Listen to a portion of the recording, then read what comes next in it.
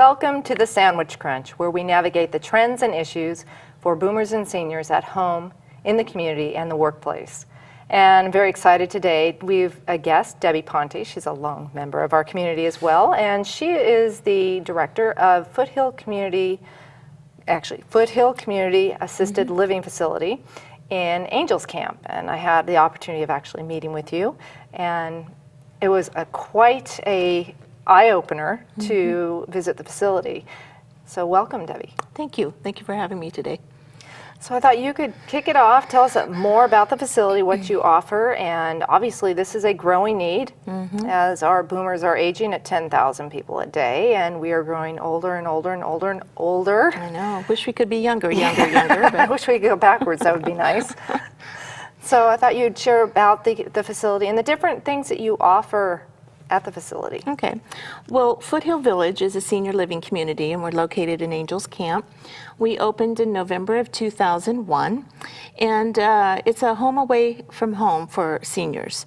So we find ourselves with seniors who can no longer live at home for a variety of reasons, maybe medical reasons, maybe social needs, whatever the reasons may be, they start looking at alternatives. And so at Foothill Village, we offer a lot of living options. And I call it living because there is a perception out there when you move into a facility, you're like 1 foot in the grave. That's a very big perception. It is. So it's something that we deal with quite a bit. So that's why we call ourselves Foothill Village Senior Living, and offering a variety of options. We have various living arrangements that residents can move into a home and make it their home. So the nice thing about it is that they bring their own furnishings and basically establishing a new home for themselves.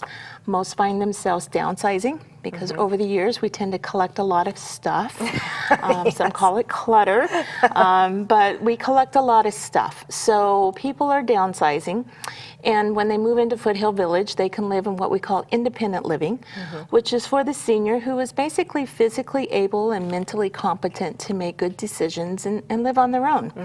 And the reason they're starting to look at community type living is that perhaps it's difficult to cook, or they don't enjoy cooking like they used to.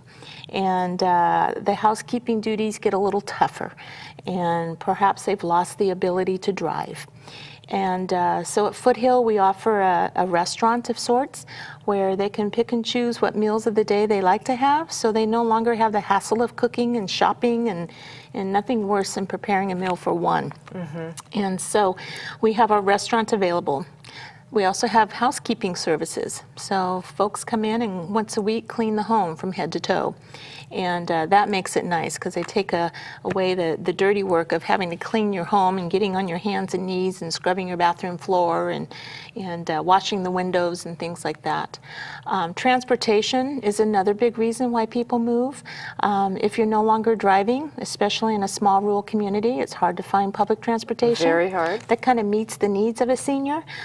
And so we have a bus that takes people to places like Sonora for shopping, and Murphy's and San Andreas and Angels Camp. I've seen you around. So yes, our big bus gets a lot of attention, but they don't have to worry about driving, and perhaps maybe they've lost their license or they've lost the interest in driving, or really in this day and age with the price of gas and insurance, they find it one less thing they can get rid of and kind of save on that financial pocketbook.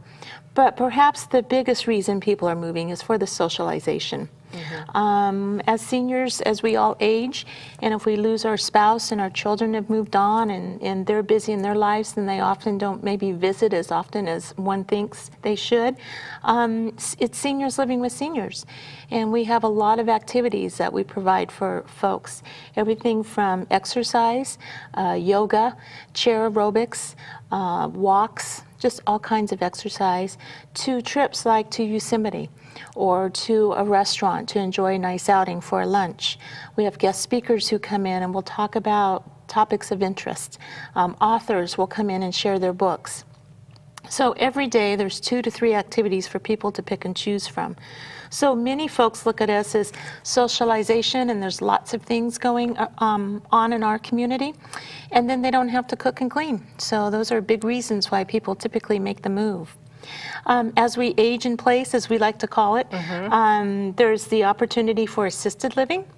And for assisted living, that is a licensed service through the state of California, Department of Social Services. So it's kind of a social model versus a medical model of, say, a hospital or skilled nursing facility. So very different.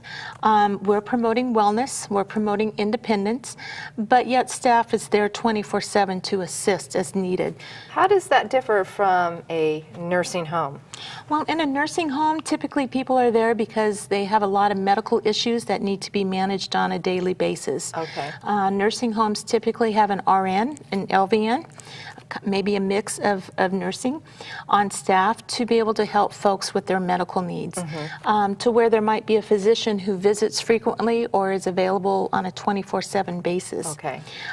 In assisted living, we typically don't have nurses in our community unless they're coming in via home health. And doctors in a private practice may come to the community to see their own individual patients. So there's not a per se a community doctor like you would find in a skilled nursing home. Okay. In a social model, we're there to promote independence and guide people. So cues and reminders, assisting with medications, helping with hygiene care, encouraging activity, encouraging socialization, making sure that they are getting a nutritional meal. So that's assisted living in a nutshell. And then within assisted living, you oftentimes find people who get the diagnosis of dementia. And that's a huge, scary word for most people when you don't understand it. Most people like to label dementia as, oh, you must have Alzheimer's. Right, and it's not just that. And it's just not that. There are about 10 different types of dementia. Dementia is a cluster of symptoms. And many times it will go undiagnosed as to which disease it might be. And for some, it's like, who cares? I have a dementia. I don't know if it's Alzheimer's. I don't know if it's related to a dietary issue, if it's related to a cardiac issue. Whatever it is, I have memory issues. And so just recently, last year in fact, we took a portion of our building and we designed it to be what we call a memory care neighborhood. And it's a secured area. So all the bells and whistles are on the doors, and people can live within this neighborhood. They all share a lot of commonalities. There's care staff who are specially trained to work with people with dementia, because you find yourself repeating a lot. You find yourself cueing and reminding. You know, but for us, it's an everyday lifestyle. So we don't treat it special, or we don't put them in a corner per se. We bring them out and we engage them with activity with others, or perhaps they do better with activities on a one-to-one basis. And that's kind of how we pattern their lifestyle. We kind of bring what they're looking for out and be able to encourage their own independence as best as they can. So to encourage the best that they can bring out within themselves that hasn't deteriorated from the memory loss. Oftentimes people want to put people in a category, or as I call it, put people in a box. And, even all levels of living, nobody should be put in that box. But especially with dementia, every dementia person is different. And so we kind of come into their world. We don't oftentimes saying, oh no, they need to shower at 7 and eat by 8 and exercise at 9. That's too much structure. We have to kind of live in their world and design their care plans to meet their needs on their time schedules. Well, one of the things on dementia, though, that people, I don't think, understand is that there are some reversible dementias that are, maybe not completely, but are reversible if it's due to medication, or if it's due to, not vascular, but there are 3 others. There's a medication, and I am going blank tonight. That's okay. It's confusing. Yeah. There are at times some dementias that can be reversed. Right. Medication is probably one of the biggest ones. My mom had that. Yes. And so you find sometimes when someone has that diagnosis, many times, that diagnosis will just be made and you're labeled. For those who want to know a little bit more about the underlying problem, there is testing, and there are things that can be done in regards to testing. Primarily these kinds of opportunities are more in the Valley area, in the Bay Area, to where there's now clinics, you might say, that specialized in this. And so we do have people who go to these clinics, and then they truly, through a series of testings, will truly make that diagnosis of, yes, we believe it's Pick's disease or Alzheimer's or whatever it might be. But many times, and this is the sad part about it, is they get labeled as having dementia.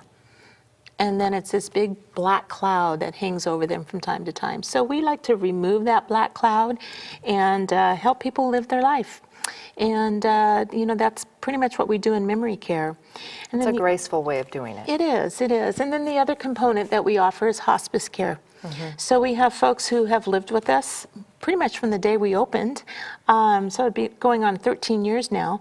And they've kind of aged in place. And it comes to a time where their medical illness, there's not much more intervention that can take place. And they hear that, there's nothing more that medicine can do for you. And so hospice is an option. And so they can remain at Foothill, they can remain in their suite. And again, we bring service to them. And that's a kind of a nice thing to do. Hospice is a wonderful service. It is. Absolutely At wonderful that end of service. life stage, it's Yes. nice to know that you can kind of be in your own home. You have people that you are accustomed to taking care of you. And again, it's not a label that we put on people. If they're on hospice care, most other residents and sometimes other staff members won't even know. So we try to make it a kind of a seamless transition when that occurs. That's really nice. I know one of the things you talked about was how somebody will come in and go, I don't know if I want to do assisted living. And the stories you've shared about how people turn around because they've been living alone for so long.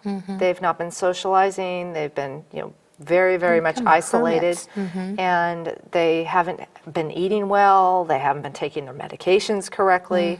And you've shared some amazing stories how people turn around. Yeah, that's the beauty of it. And you really want to try to share those stories because not everything's dreadful about moving into a community. Oh, no. Lockdown and I'll never be able to leave and the kids are going to sell my You're gonna be house. chained to your and, bed. yeah, kids want my money, I'm not moving. We've heard most every story I think you could ever hear. What I find most times is that, we're not pushy. It's an option. It's nice to have this option in Calaveras County. We're the only community in Calaveras County that offers the living options, you might say. And so it's nice to be able, when you need that little extra help, that there is something in our community for people to have. I tell most people, you kind of have to plant the seed. And over time, you nurture it, and pretty soon when it starts to bloom, pretty soon that individual realizes, maybe moving into a community isn't so bad after all. And it starts generally with an inquiry and perhaps a tour, and we encourage to come by for a lunch or an activity. They might get an invite to join us on the bus and go to Yosemite. So that's kind of nurturing the seed, and pretty soon there's an awakening, you might say, and they say, that's not so bad after all. The other thing that can perhaps scare people away is the price. We are private pay. We don't have any government funding. And most of the residents is Social Security, they're saving. Sometimes families are helping out. So there's a variety of mixes into how people pay for assisted living. And what we usually find is that when you do a comparison of what it costs at home, and maybe the mortgage is already paid off, but you have other living expenses, and typically your house needs maintenance, and so the roof, it needs replacement, or the hot water tank has gone out.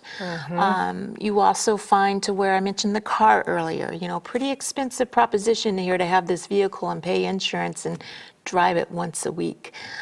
So you start identifying those things and you start writing these things down with prices to it. And then you start looking at what Foothill or places like us, we're all inclusive.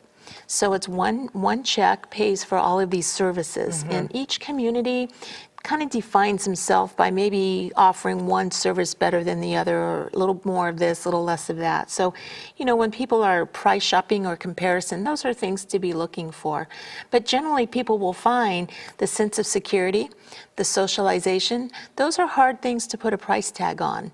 And I as think they're seniors, impossible to put a price tag on. when people are aging, it's kind of scary to be in your house all the time by yourself. And many times I'll tell the kids, that, oh yeah, we visit mom once a week. week. And we check on her and bring her mail and do her shopping.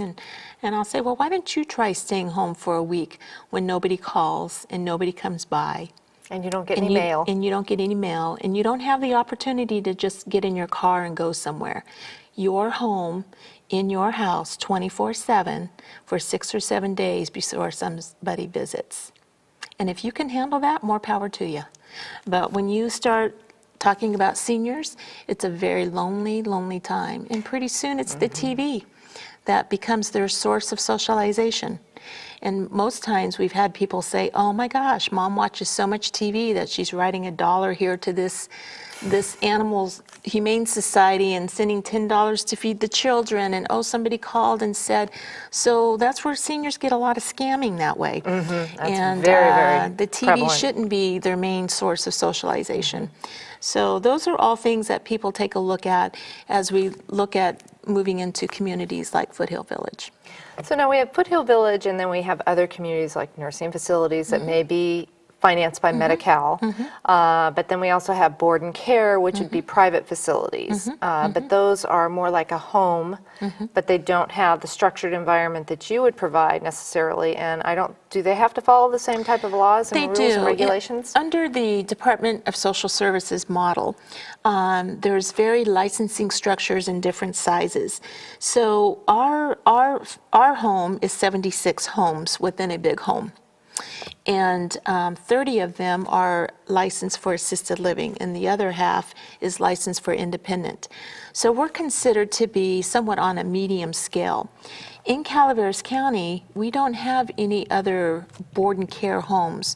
And board and care is licensed for 6 beds or less. Okay. So typically it is somebody maybe taking their large home and converting it into a facility. And we all have to follow the same license structure. Care staff has to be fingerprinted before hiring. They have to have X amount of training. They have to show where they're financially feasible to operate such a business. Most people think, oh, it's going to be a moneymaker. You know, I have a 3-bedroom and I can rent out my rooms here and I can make a lot of money. Well, that's not necessarily true.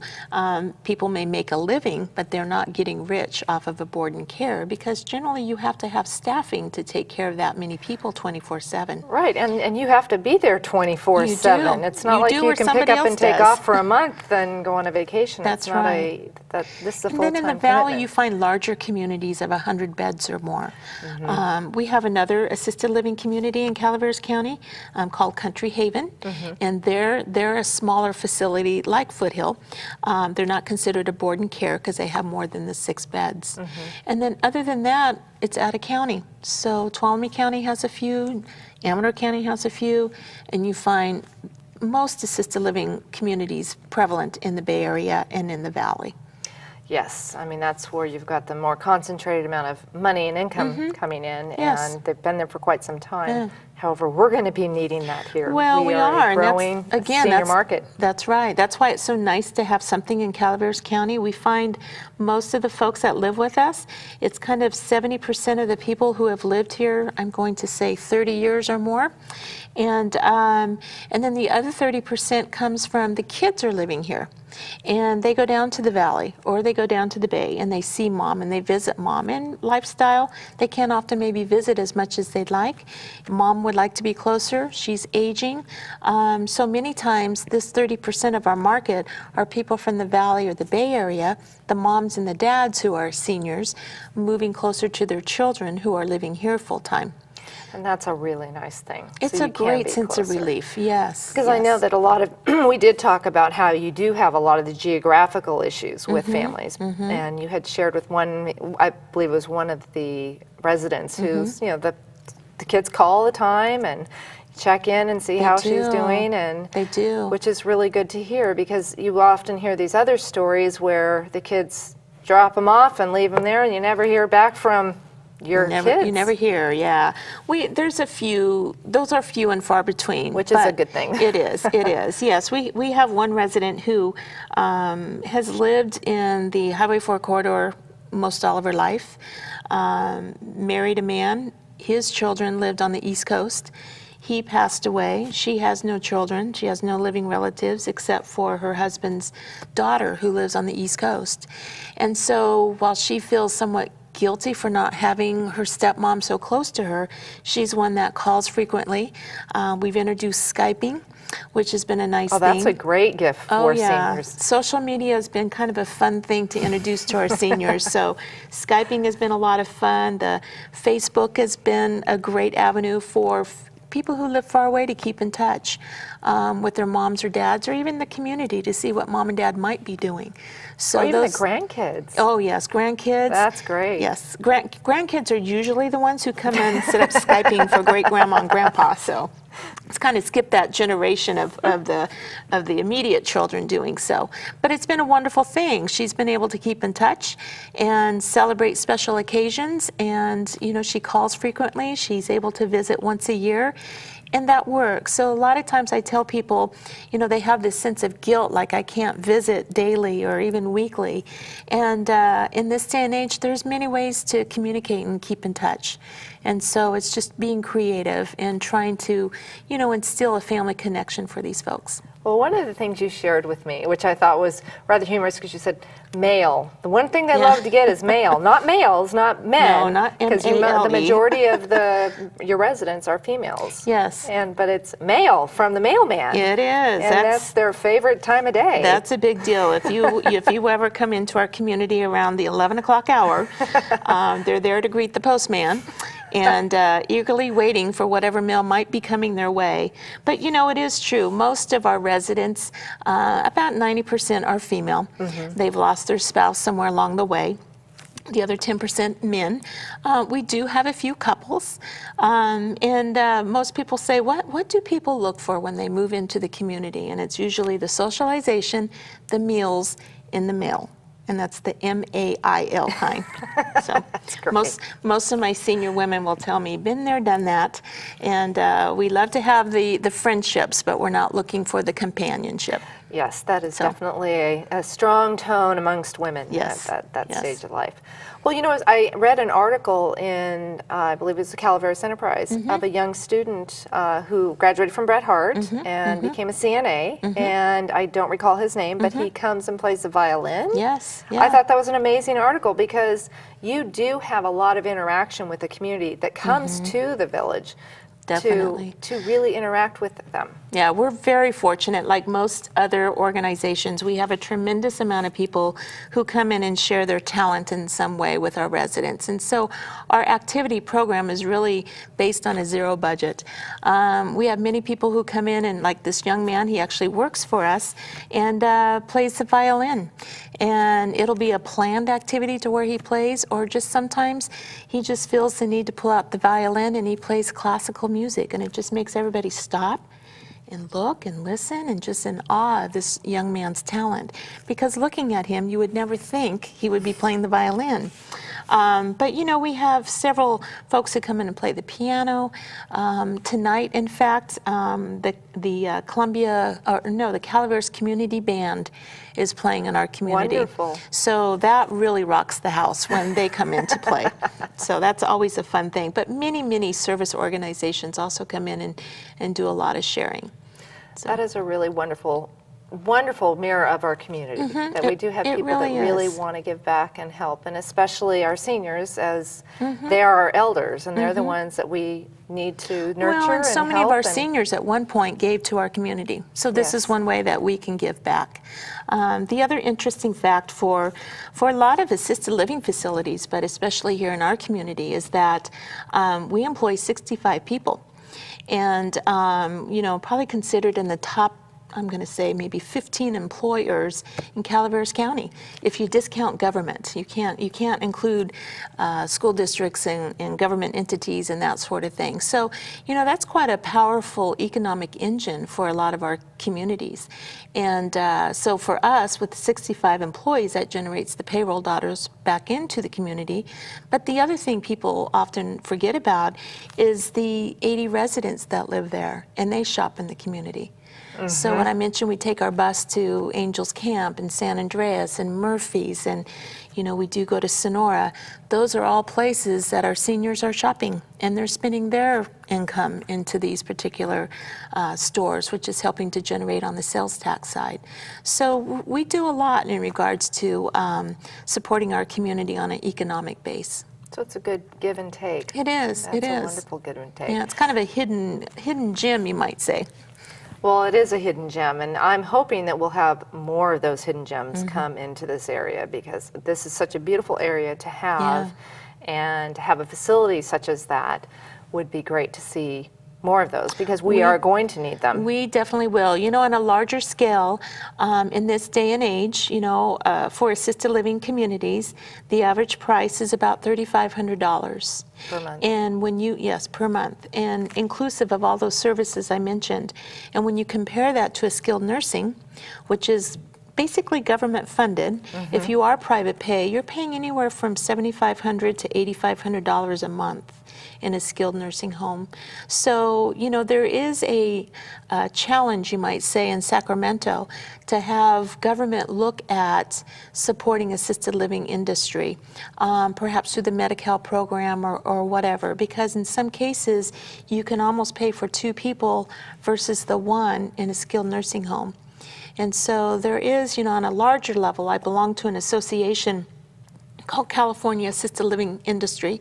And, we're really trying to get government to take a look at those kinds of the assisted living industry, because there is opportunities to, make a shift, and put our priorities in place. Because I do find when folks can't afford our level of living, they go to skilled, but they don't necessarily need that level of living. But because of financial constraints, that's kind of where they're shifted to. And so we'll see what happens. It'll take years. I think managed care has to get worked out and a few other things, but there is a push from our industry to have government take a look and retool itself in regards to that, rethink the process. Because as baby boomers are moving up and getting a little older, like you said, thousands per day, it's estimated that by the year 2040, it'll be an increase of 232% of that senior. And they classify a senior now as 65 and older. So, well, on that note, we as the public need to pay attention and support you, our supervisor, and others in the area of helping promote these types of facilities. Because whether you like it or not, if you're a boomer, your parents may need this. We're aging, we're going to need this. So on that note, I want to thank you, Debbie. This has been a pleasure. I had an absolute wonderful time visiting your facility. It felt like home. It really felt like home. Thank you. Again, thank you for joining us on Sandwich Crunch, and we look forward to joining you and having you join us on the next show.